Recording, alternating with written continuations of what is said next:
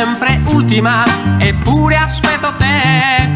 Un po' perché sei timida, un po' perché non ho mai visto ancora che colore hanno gli occhi tuoi. Li tieni sempre giù appoggiati sui miei piedi, eppure sono belli, lo so. Arrivi sempre ultima e ti succede che gli amici non ti contano, gli amici tranne me. Infatti sono l'unico che siede accanto a te. E dopo 2 minuti di silenzio prova a dire qualcosa che non so mai dire.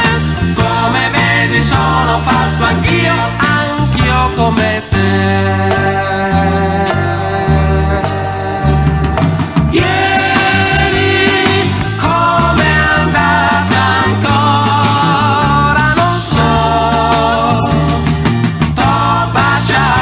Improvviso ed ora sono innamorato.